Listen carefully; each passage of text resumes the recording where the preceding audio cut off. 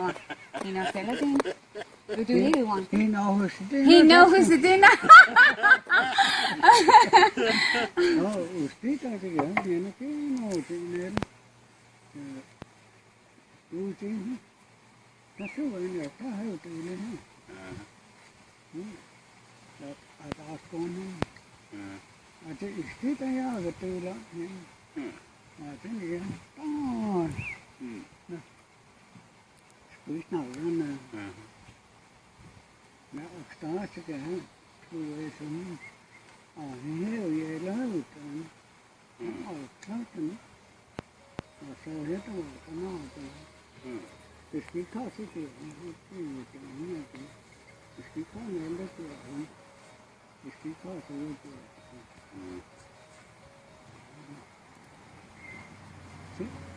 The young lady, speaker never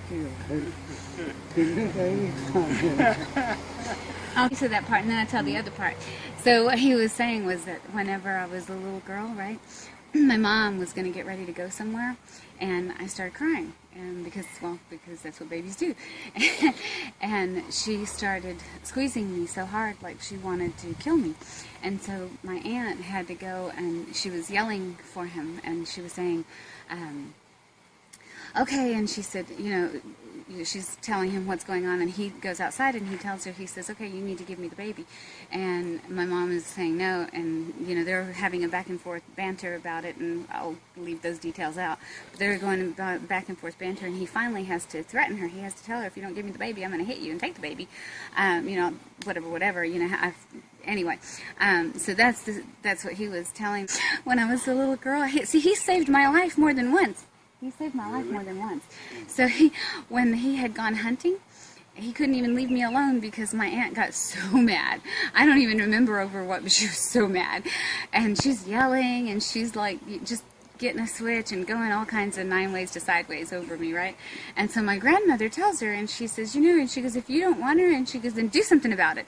And she's given her a butcher knife to do something about it. And I'm sitting there, I don't know how old I was. I was like maybe, sí.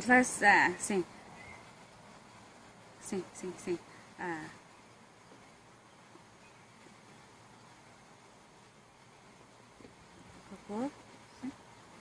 Coco, qu'est-ce que c'est? No. Claque? No. Chanelas là? Hello, no. It's good, no. I don't know. I was maybe 7 or 8. I don't know, 6. I don't remember. Anyway, I was little. I was scared. It doesn't matter if you're 7 or 8 or 6, it's still scary.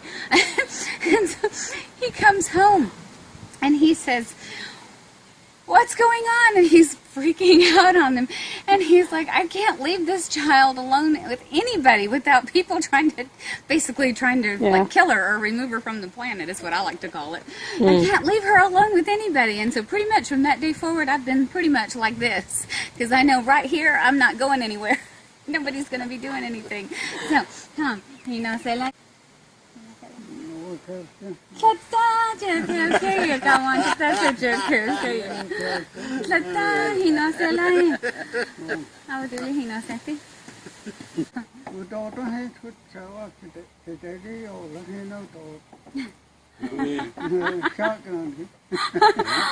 that was a good story. Hold on, you got to tell that one. I mean... he's talking, I'll tell you the whole story later. He's talking about whenever my dad, oh wait, do you want to tell the, nah, I'm going to let him tell the story first and then I'll tell you. He knows he knows he's a guy. He knows he's a guy.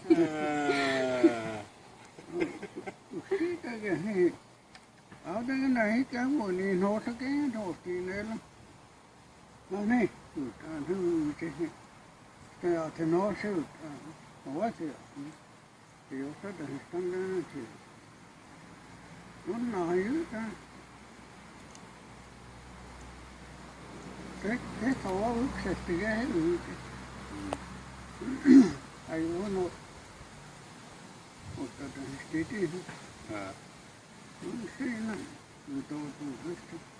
no, này chứ tôi lấy dương cái nói tôi thì nói tôi lấy Jadi semester nên một tuần hết chữa rồi giờ ta hết ok jadi semester ini aku itu kita chữa jadi semester ini nó ini dan kalau itu tahu still dan dalam itu ni lah ini nó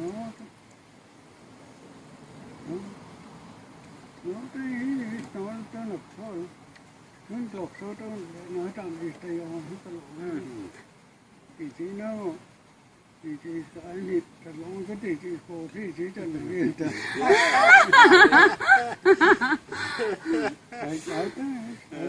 cái nó hào sao vậy cái lỗi vậy thì cái đó nó chỉ có gì thì cái từ square square thôi đó nó nói hơi lì cái sờ đến ít cái rồi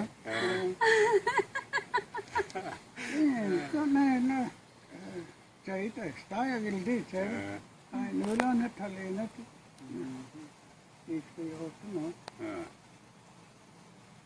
yên tu từ từ cái yên cái sẽ tiêu ta nốt cái tôi cái rồi từ cái thế thằng cái lỗ hồi ta lấy thì cái gì lấy hết năm như thế. Yeah, okay. He's talking about Dad came to get me once when I was little, and this is after like when my mom didn't. Well, obviously they didn't take very good care of me if they were always trying to kill me, right? But anyway, didn't take very good care of me. So he decided he was going to come and get me, and so he had tried to take me from my uncle and my aunt, and my uncle said no because it's cold and it's not good, you know, to take babies out in the cold, and it's just not good, and you know, whatever.